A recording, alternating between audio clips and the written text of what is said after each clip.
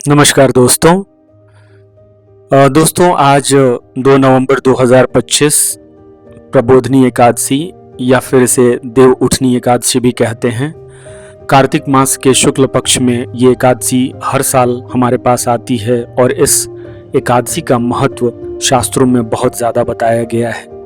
आज के दिन किया गया दान, चाहे वो कोई भी दान क्यों न हो, जैसे गोदान, सप्तधान्य का दान, जमीन का दान, घर का दान, चावल दाल गेहूँ आटा, आप जो भी दान कर सकें। माना जाता है कि आज के किए हुए दान का फल अक्षय हो जाता है। मतलब अक्षय कहने का मतलब है कि इस पुण्य का फल जो है वो कभी समाप्त न होने वाला माना जाता है शास्त्रों के अनुसार। आप ये जो गाय देख रहे हैं, ये गाय हम रांची के उरूडीह मार्केट से खरीद कर लाए थे। ये एक काली गाय है, पूरी तरह से काली गाय। जब हमने इसे खरीदा तो ये कुछ 8 केजी के लगभग में दूध करती है और इसके साथ एक बाछी भी है। क्योंकि दान में हम लोगों को दुधारू स्वस्थ गाय के साथ एक बाछी भी देनी थी, तो हम लोगों ने जानबूझकर ऐसी गाय को ढूंढना शुरू किया जिसके साथ एक बाछी भी हो। अब इस वीडियो में आप देख सकते हैं कि पंडित जी जो हैं वो पूजा की प्रक्रिया शुरू कर रहे हैं और इस पूजा की प्रक्रिया को पूजा करने के लिए बहुत सारी तैयारियां भी करनी पड़ती हैं। ये कुदार से जो देख रहे हैं आप जमीन को खोदते हुए, ये एक छोटी सी नदी बनाने की कोशिश की जा रही है। इस नदी का नाम वैतरणी नदी है। आप शायद इसके बारे में जानते होंगे। कहा जाता है कि मृत्यु के बाद जब जीवात्मा जब शरीर छोड़कर यमपुरी यानी यमराज के लोक की तरफ बढ़ती है तो बीच में एक नदी आती है। इस नदी में जो पानी होता है वो पानी नहीं होता, वो आग का लावा होता है जिसमें पापियों के शरीर जलते हैं। और ऐसी पुण्यात्माएं जो अपने जीवन में अच्छा काम करती हैं, दान तप जप होम ये सब चीज़ें करती हैं, उन लोगों को ये आग नहीं जला पाती। इसी कड़ी में एक बात और बताई गई है कि अगर आप दुधारू स्वस्थ गाय का दान करते हैं तो उस गाय की पूंछ को पकड़ के इस वैतरणी नदी को बहुत ही सुगमता से, आसानी से, सुखपूर्वक पार किया जा सकता है। तो हमारे घर में के आसपास तो कोई नदी नहीं थी, इसीलिए एक छोटी सी नदी बनाने की यहाँ कोशिश की गई है। ये देख रहे हैं, पहले गड्ढा किया जाएगा, फिर इसके बाद इसमें थोड़ा पानी डाला जाएगा। देखिए, पानी डालने के बाद ये छोटी सी नदी बनकर तैयार हो जाती है। अब गाय को एक पीले कपड़े से ओढ़ाना होता है। पीला कपड़ा गाय के ऊपर डालना पड़ता है। इस पीले कपड़े के चारों कोने में 4 चीजें बांधनी पड़ती हैं। अब जैसा कि आप देख सकते हैं, एक कोने में बांधा जा रहा है सप्तधान्य, जहाँ पे जो खाने पीने की चीजें होती हैं। इसके दूसरे कोने में सोना, तीसरे कोने में चांदी, चौथे कोने में एक पीतल और लोहा। ये सारी चीजें मिलाकर गाय के ऊपर रखी जाती हैं।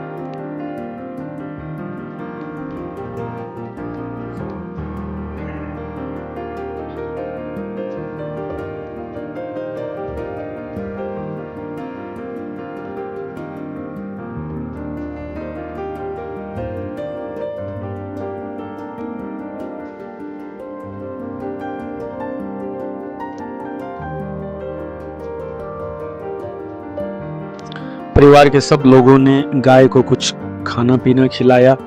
अपने हाथ से सब लोगों ने जौ, चना, गुड़, पूड़ियाँ, ये सारी चीज़ें अपने हाथ से खिलाई गईं। हमने गाय को अच्छी तरह से धोया, साफ किया, कपड़े से पोंछा।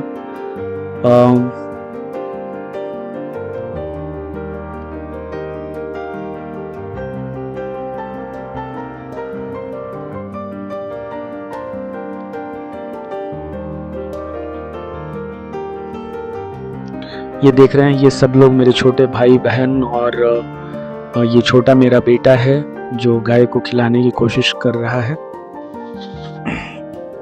तो दोस्तों, जैसा आप लोग देख सकते हैं कि परिवार के सभी लोग उत्साहित हैं सब लोग अपने हाथ से कुछ न कुछ गाय को खिलाना चाहते हैं और वाक़ई ये काफ़ी खुशी का माहौल है। जब ये गाय लेकर हम लोग घर आए दोस्तों, तो मैं आपको बता दूँ, हम सब लोगों ने ऐसा फ़ील किया कि ये गाय हमारे ही घर का सदस्य है। इस गाय को हम लोगों ने 10 दिन पहले खरीदा था, लेकिन जगह की कमी होने के कारण हम लोगों ने इस गाय को वहीं पे रखवा दिया था जहाँ से हमारे घर में दूध आता है। तो वो भैया जो हैं वो गाय को अपने पास रखकर खाना-पीना ढंग से, क्योंकि हम लोग हैंडल करना भी गाय को नहीं जानते, तो ये बहुत ज़रूरी था कि गाय को एक अच्छी देख-रेख वाले इंसान की नज़र में रखा जाए। तो हमारा दूध जहाँ से आता है वही भैया ने इस गाय को 10 दिन अपने पास रखा, खिलाया, पिलाया। इनफैक्ट कुछ दिनों तक गाय ने खाना नहीं खाया तो कुछ दवाई भी दी। तो इस तरह से धर्मेंद्र भैया ने काफ़ी ख़्याल रखा और इसीलिए हम धर्मेंद्र भैया को बहुत-बहुत धन्यवाद भी देते हैं। अब जैसा कि आप देख सकते हैं कि पंडित जी ने पूजा शुरू करवा दी है। पूजा शुरू करवाने में सबसे पहले उन्होंने मम्मी और पापा दोनों का गठबंधन कराया। पापा के गमछे को माँ के आँचल से बांधकर गठबंधन की एक प्रक्रिया होती है दोस्तों, जो पूजा के लिए अनिवार्य मानी जाती है। इस पूजा में एक सबसे बड़ी खास बात जो मैंने नोटिस करी वो ये कि इसमें जानने वाले सारे पितरों की पूजा होती है। सारे पितरों की पूजा से मेरा मतलब ये है कि जब पंडित जी ने पूजा शुरू किया तो उन्होंने मेरे मम्मी और मेरे पापा से कम 3-4 पीढ़ियों में सबके नाम पूछे। जैसे आपके पिताजी का नाम क्या है, माताजी का नाम क्या है, फिर उनके पिताजी माताजी का नाम क्या है, फिर उनकी सास का नाम क्या है, फिर मौसा का नाम क्या है, फूफा का नाम क्या है, मामा का नाम क्या है, मामा के बेटे का नाम क्या है।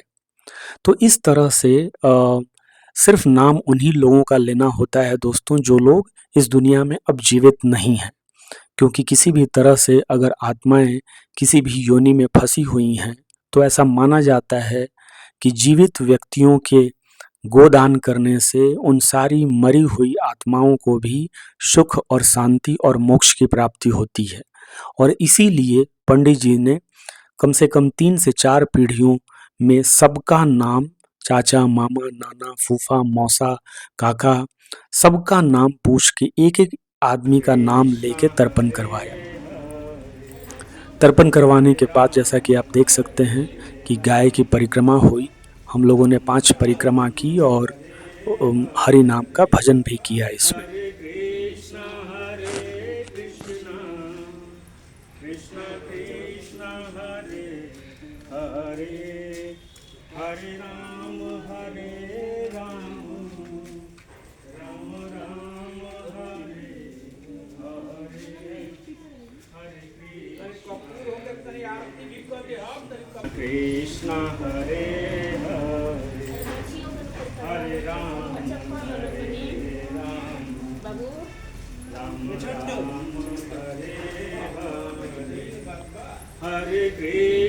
हरे कृष्ण कृष्ण कृष्ण हरे हरे हरे राम राम राम हरे हरे हरे दोस्तों, माना जाता है कि गोदान एक सर्वश्रेष्ठ दान है।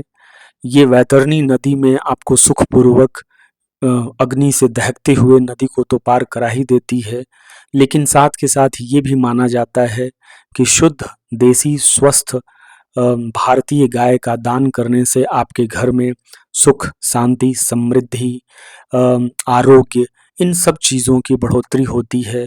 आपके घर में बरकत आती है, घर में सुख शांति होती है और घर से रोग और दरिद्रता ये सारी चीज़ें दूर रहती हैं। इस वीडियो के माध्यम से मैं ये कोशिश करता हूँ, आप लोगों को उत्साहित करने की कोशिश करता हूँ कि आपने अगर अभी तक गाय दान नहीं किया है तो गोदान के बारे में ज़रूर सोचें। 30-40 हज़ार रुपए में ये सारा काम जो है वो हो जाता है, लेकिन दोस्तों आपके जीवन के कल्याण के लिए और जीवन के बाद फिर जब मृत्यु होती है तो मृत्यु के बाद के कल्याण के लिए ये जो रकम है ये कोई ज़्यादा नहीं है। तो इसीलिए दोस्तों मैं आप लोगों को भी उत्साहित करता हूँ कि आप लोग भी किसी अच्छे दिन गाय ले आकर गोदान अवश्य करें। इससे रिलेटेड अगर आपको कोई भी हेल्प चाहिए, कोई भी जानकारी चाहिए, तो मुझे फ़ोन करके आप बता सकते हैं। मैं अपना फ़ोन नंबर स्क्रीन पे दे दूँगा। वीडियो अच्छी लगी हो, आपको इन्फॉर्मेटिव लगी हो, तो आप इसे लाइक करें, औरों के साथ शेयर करें ताकि वो लोग भी जान सकें कि गोदान का क्या महत्व है, और चैनल को सब्सक्राइब कर लें।